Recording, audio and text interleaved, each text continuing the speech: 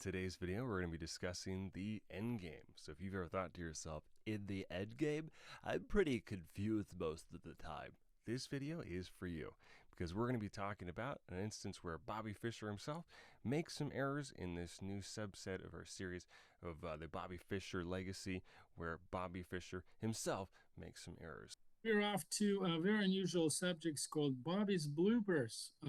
We're still reviewing Legacy of Bobby Fischer, but in this case, we're kind of looking at it, not necessarily making fun of Bobby Fischer, a great player, but also kind of showing that everybody's mortal, so to say. Everybody makes mistakes. And you'd be surprised how many mistakes grandmasters make in the end game. And there's multiple reasons for that, specifically because endgame is very tedious. There is no obvious targets. You always have to kind of like think of what it is that you need to get done, especially if material is even. When you have advantage in material, that's relatively easy. You just trade pieces and push a pass pawn. But when things are even, then you need to kind of figure out what you need to do to win. Sure, yeah. And even grandmasters make mistakes in positions that look relatively simple. Like if you look at this position, we only got three pieces on each side. How simpler can it be? But even a player of the rank of Bobby Fischer made a mistake. Although, to be fair, this is probably one of his earlier games, if memory serves me well, probably 1959, a famous candidate tournament where Bobby was playing as a 15-year-old grandmaster, a winner of U.S. championship, and obviously a very accomplished player at the time. But 15-year-old 15 years old, wow, yeah. Yeah. So in this position, Bobby is black, and he's playing a well-known grandmaster who was also a relatively young man at the time, probably in his, I would guess, 30s or early 30s. Svetozar Gligoric, a well-known player, a world chess championship candidate for many years, probably in 1960s and early 70s. A very strong player and a nice man from what I hear. And Bobby's black, and he's about to lose an important pawn, and his king is cut off from the c file. This looks bad for black. Yeah, this looks really good for white right now. Right, but actually, it's a very easy draw if you play this right. Now, believe it or not, Bobby, in the first move, made a mistake. I don't believe it. At Rook h8, and the idea was that, if the king takes the pawn, then he was going to easily draw this. And let's just take a look what happened here, and then we kind of see where the important things are. Like in this position, Gligoric played a very simple move. The pawn was up for grabs, he took it. And now the game is easily drawn immediately. Boy plays check. Now, what do you do with the king? King c4. Can you go to a6? Well, the answer is a good no, right? Right. So what do? Can you go to the c file? Well, let's not do that one. Yeah. No, we can't do that. So go to a5. Stay with the pawn. Check, mister. What do? Oh. King d6, rook b8, check. Oh, no, not there, yeah. And now what do? Right, this is a situation that's called the king is short. Huh. It doesn't have enough leg here to take space from the rook. Can't go king a7. Obviously, you're going to lose the pawn again. So what do? You go to a5. Then he plays check again. You go to b5, plays check again. And you really have to admit a defeat and go back. Right. But when you do, you're going to have to go all the way back.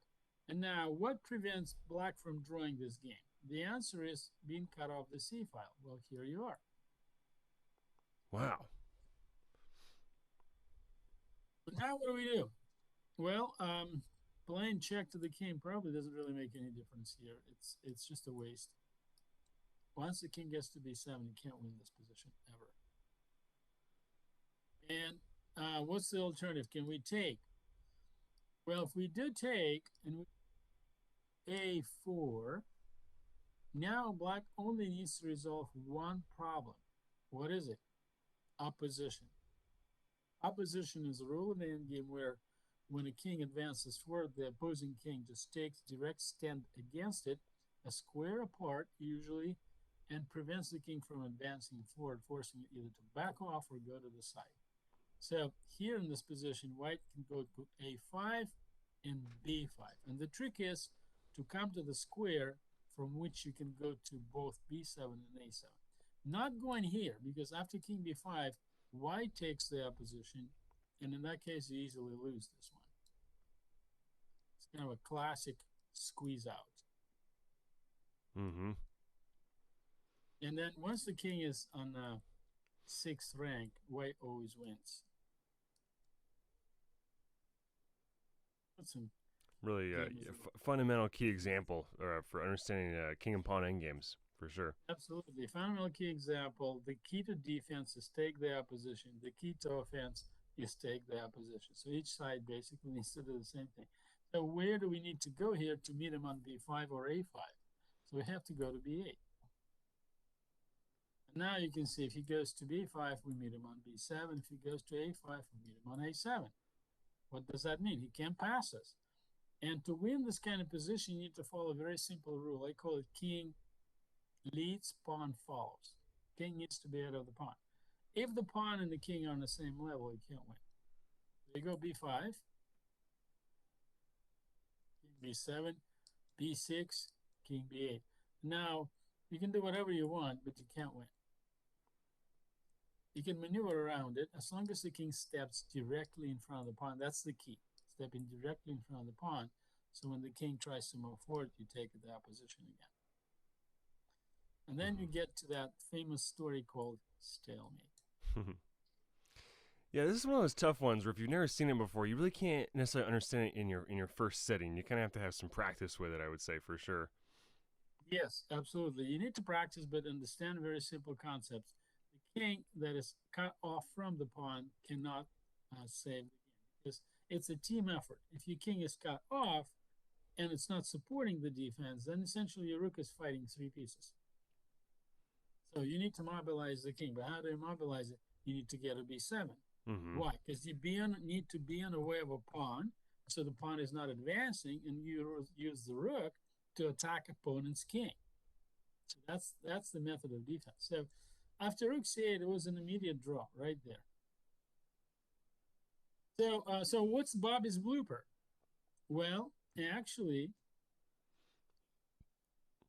let's go to the starting position and see how this game could have been drawn immediately and what should have Bobby done instead of rook h8. What he should have done is this. Well, of course, protecting the pawn. Simple as that. Protecting the pawn. And the reason he didn't do it, I'm assuming, because of the rook c5. Perhaps he was on time pressure, I'm not sure. But here, the rook ending and the pawn ending, they're both drawn. Because after the take, if the king takes, then you have here the opposition. Oh, yeah. And that's it. Well, that seems simple enough. Very simple, right? And then what if b takes c5? Well, if b4, then king b7, b3, c6, pawn here is a draw. Queen promotes, game is a draw. But even easier, without any headache, would just simply going back here. Sure, now, once again, we got ourselves the opposition. So this position would have been drawn easily with rook h5. And it doesn't really matter what white even does, because as long as your king is somewhere in the neighborhood, let's put it that way, I mean, it's still going to be a draw. Let's say he does something tricky and goes king b7. Well, in that case, we can just probably go, I don't know, king d8. Okay. So it's not going to be very easy for white to actually change the. Or we can actually get smarter and attack his pawn. Ooh, I like that. Counterattack. Now what do? Well, if you go rook b1, then obviously you're not threatening anything and you're not attacking anybody. That's some killer defense there. That's making it really tough for white to win that, yeah. Absolutely. And here I don't need to defend the pawn. I can go here. And again, it's a draw. How is it a draw? Well, there's really no way to improve the position.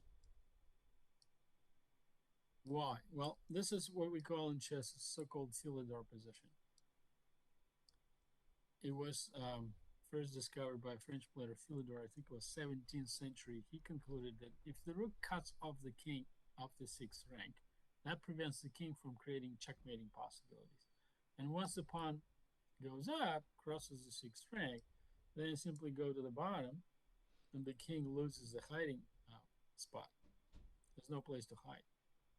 Oh, that's what it is. So you go here, try to do a checkmate. Well, good luck with this one, because now you've got no place to hide. And anywhere you go, you're going to be chased with a rook. Interesting. I got that. Okay. So you see that rook h5 would have just ended this game into a draw pretty much in one move, more or less. Mm-hmm. Now, Bob played rook h8, and Gligoric, actually a skilled player, a good chess player, really messed up by taking on d5. He was actually winning here. Amateur. What he should have done instead of rook c5 is, I think, rook c7, if no. Or you're saying after rook h8. Yeah. Yeah, after rook h8. Rook c7. Now, at that point, what do?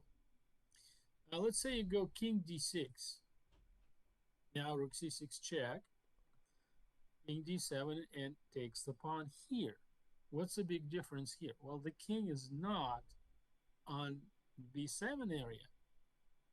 And rook b8 now meets rook b6. Now, can we trade the rooks here? The answer is absolutely not. But wait a second. Black could gain the opposition.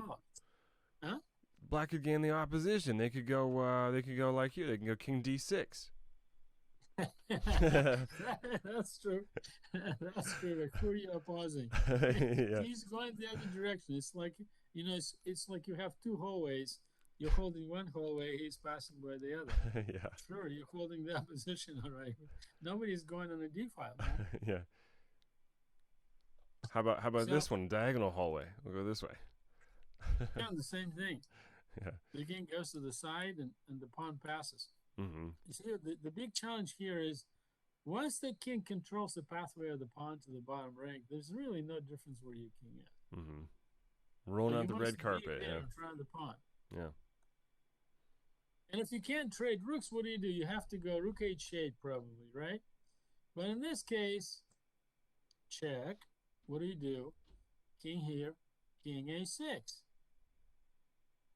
Now, what are they planning on doing? Well, they're planning to advance the b pawn.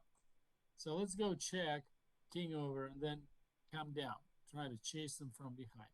Well, we can't really chase them. Now they're threatening rook b8, king c7, b6 check, king c6, rook c8 check, king d7, b7. The game is over. Whew, that was a lot. Wait, let's see some arrows. What was that? What was the threat there? He's threatening rook b8 check and b6 check. You know how to make arrows, right? You hold right click. Yeah. People love arrows. That's what he wants.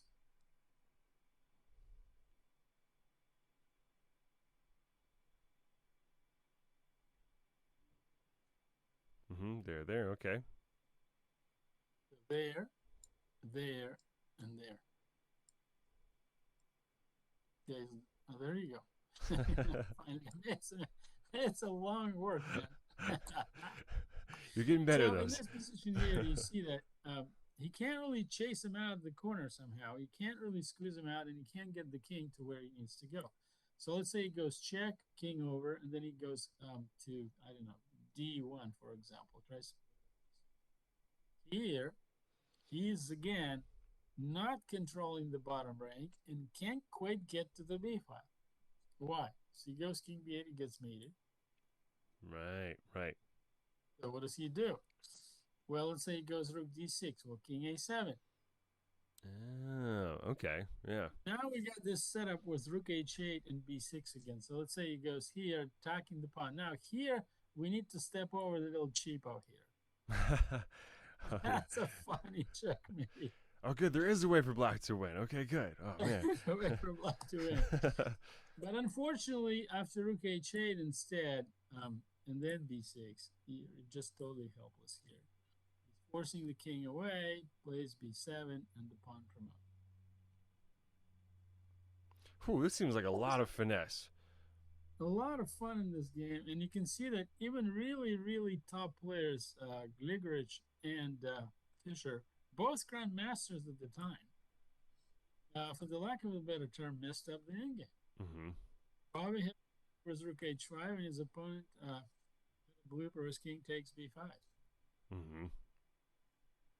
So a fun endgame, you can see a lot of underlying themes here. So what's the two key themes we need to remember for defense? The king needs to be on a file of the pawn, or at least on the next file, not the file apart. Because when the king is a file apart, then the rook is battling three pieces. Mm-hmm. So your goal here is, the reason Bob played this move is to do this chase away and then rook c8, because that's his objective. His objective is to either force the endgame where he can hold the opposition. See that again, king b8 move. Why king b8? Makes that an important move. Opposition related, yeah. Because then when the king advances, related. Yeah. Absolutely. Now, if this guy goes to c5, we meet him on c7. Again, you need to meet him straight face up, right across. That's why we call it opposition. King b5, king b7, king a5, king a7. So as long as he can't pass you on the side, because his objective is to outflank you, really. Like, let's say you did something like this. Then he goes here. He holds the opposition. So your choices are go to b7 or d7. If you go to d7, he goes to b6. So you have to go to b7. So what's wrong? Well, here's what's wrong. Now, since he holds the opposition, you need to move out of the way or back. And once you move away, white employs a very simple technique called outflanking. King a6. Now, what do you do? Again, this is not the opposition. yeah. The pawn is not going that way. So you need to go here.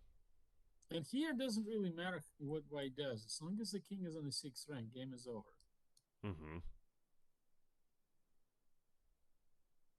Right, and then that's the critical spot of that whole technique is this position right here. You kind of like work backwards from this. The whole point is that it needs to be black's move for this to be a win for white. Absolutely, it needs to be white to move for black to survive. If it is black's move, he's gonna have to get out of the corner, and after king a7, he loses. Yeah, so if you guys have never seen this before, that's the key position to kind of grapple with, and then you kind of work backwards from there, and then everything starts to kind of click. It's difficult to get in one sitting if you've never seen it before. Absolutely. So you see, even the gods, the chess gods in this case, make mistakes. So don't feel bad if you messed up the endgame, but do understand a very important concept for the rook endings. Cutting off opponent's king when you can, and respectively try to squeeze your king in front of the pawn to draw. Mm-hmm. Simple as that. Yeah. This is really interesting. Yeah, it was great to enjoy the lesson. Yeah, it was great to see kind of the connection between like what the rook is supposed to be doing and the king is supposed to be doing for both sides. Like there's a lot of little subtleties that really add up. That was great. That was interesting. Absolutely, it was a great endgame. I think it's one of the most instructive rook endings I have seen, because a lot of people know this Philidor position and Lucina position, and those are not necessarily positioned from some game. This is a position from the actual game of two top players, grandmaster level players, and you can see even those guys sometimes make mistakes. So if you learn and you understand how to do it, you can save a bad position or you can win a drawing position. So it's very important. In my opinion, knowing the end game adds about half a point in a 5-round tournament. So if your normal score is 3 out of 5 and you get an extra half a point, that could mean a difference in prize money.